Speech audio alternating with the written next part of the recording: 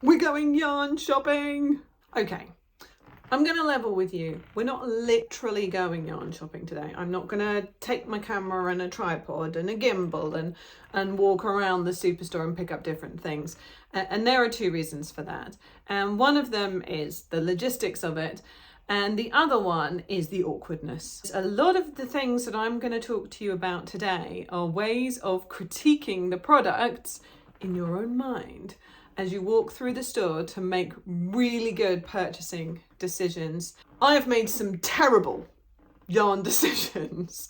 I mean, really, really bad ones before. I have bought things that I am literally never going to be able to use, that I've then given to the charity shop.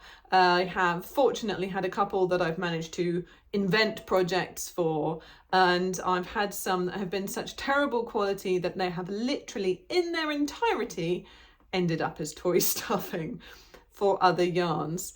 So I'm going to share my experience and I'm going to try and rattle through them quickly for you, so then the next time that you are going to make an impulse yarn buy, you can quickly rattle through these things in your heads and then hopefully save yourself some money and make some awesome yarn purchasing decisions. So with great excitement, let's dive into the first one, and it's looking at what the weight of the yarn is.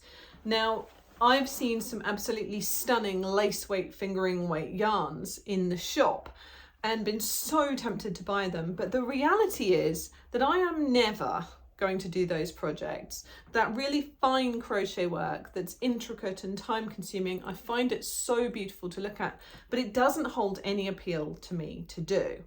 Conversely, at the other end of the spectrum, I have bought some super bulky yarn, which I have used quite a few skeins, hate that word, balls of, to make a big throw in my sitting room. But I made that big throw because I needed to use the yarn that I bought on impulse. And working with a hook that size, it must have been sort of a 9 or 10 millimeter one, is quite hard going, and it's not my happy place when it comes to crochet. So thing one, if you want to buy it, look at the weight. Is this a weight that you commonly use? And if it's not, maybe think again. The next thing to look at is the fibre. So the fibre is the material that the yarn is made out of, and a lot of yarns are acrylic blends, so they're at least partially manufactured. And acrylic blends are really common, but depending on the percentage of acrylic, they can be a little bit rough in terms of texture. Cotton yarns can be quite hard and firm, therefore a little bit trickier to work with, but they're great for more structured projects. Wool, like merino wool or alpaca wool, is extremely soft. It's my absolute favourite merino wool to work with, but it's very pricey for the weight that you buy it in, for obvious reasons, comes from an animal. But thinking about the fibre is important. And there's even ethical things to consider, like a lot of people aren't comfortable with how cotton is produced to make yarn, and they like to use bamboo instead. So second thing to think about, is it a fibre you like? Is it a fibre you've worked with before? Is it a fibre that suits your favourite kind of projects? The third thing, and this is a huge deal to me, and probably some of you won't mind it so much, but it's, what do you think of the texture? When you see something that you like and you've had a glance at the weight and the fibre and you're like, yep, that's something that I can work with, I always pick it up in the shop, and I rub it in my hands nice and gently. We don't want to unravel it like is slightly happening with this one. And I make sure that I like the feel of it in my hands. And as long as nobody's watching and thinking I'm a slightly odd crochet lady, I rub it gently on my cheek. When you crochet, as you well know, you spend a lot of time with this passing through your fingers. And if it is a texture that you are not comfortable with, you're not going to work with it, you're going to abandon the project. And I had this problem with a yarn that my son asked me to pick out, which I was going to use to make a lot of Christmas decorations. I've got it just here. Fun, sparkly yarn, right? The sparkles, which are essentially sort of tiny bits of tinsel interwoven with the acrylic yarn, make it not just rough, but sort of irregularly rough, and it's got sequins in it as well. and I did not like how it felt when I was working with it. And so texture really matters to me. If texture matters to you, take the time to feel it. Make sure you like that texture. The other thing that this is a really good example of, and the next thing I'm going to suggest that you do, is rub a strand of it between your fingers and give it a tiny tug. Now, we don't want to damage things that we don't own yet, but we do want to avoid yarns that snap. And that's the other problem with this one. I've had so many snappings through it. Now, I did get a different coloured one of the same type that hasn't had the same snapping problem. Same brand and everything, different colour, not the same problem. So I don't know if it's just a duff ball of wool, but this snaps constantly, and that combined with the texture issue, I mean, this is going to sit in my basket for quite some time, I sadly suspect, and then we'll probably end up being stuffing for something else. But snapping is infuriating, and it's going to put you off continuing the project. It's going to make you reluctant to pick up your hook, and it's frustrating and a waste of money. Within the same category, if you're happy that the one that you've picked up looks good quality, just have a scan of the other balls of wool that are on the same part of the stand. Pick them up and just eyeball them. I think that you can get a really good idea of the quality of a yarn by looking at what's available on the stand and just seeing whether there's any signs of damage, of the threads of the yarn coming apart, of them breaking. The quality by looking at all of the balls of wool, not just the individual one that you're going to buy, really is helpful.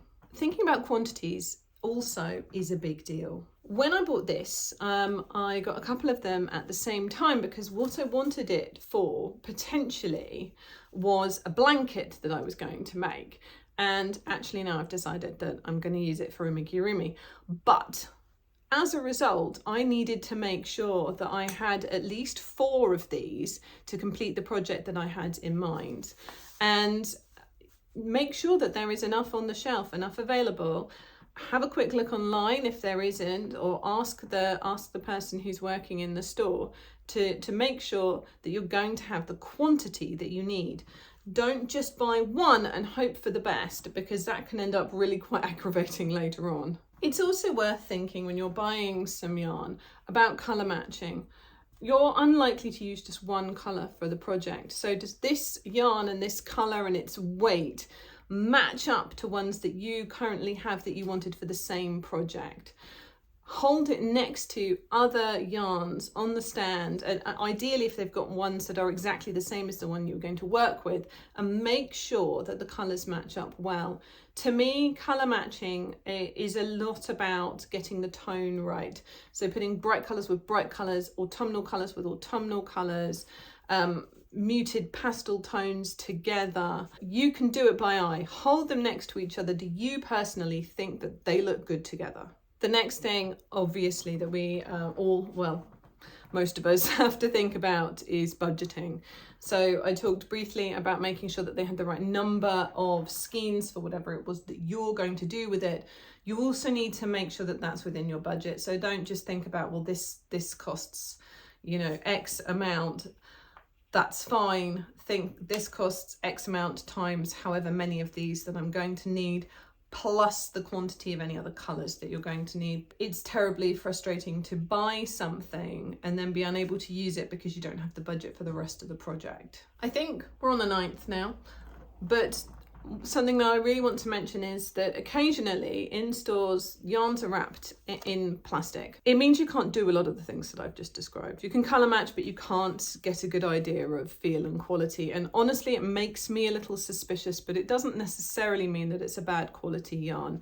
If that is the case, look it up online. Look for reviews, and not reviews that people are perhaps paid to give. Looking on things like Amazon reviews, where you get big quantities of reviews from people who don't have a vested interest in whether or not you think that it's a good yarn. They're the people to read. Go and have a look at them before you buy it in the store.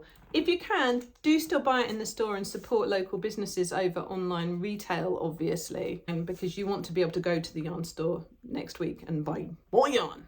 The final thing that I think it's really good to remember when we bought new yarn is to make a little sample of something when you get home and to be sure that you're happy with it, especially if you've bought several different things at the same time.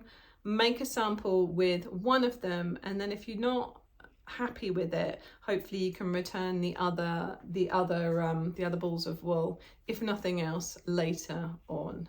So, quick recap of what I try and run through my brain when I go yarn shopping. Check the weight, check the fibre, check the texture, look for breakages, compare between other yarns on the stand, think about quantity, think about colour matching, look at your budget, check reviews, and make some samples.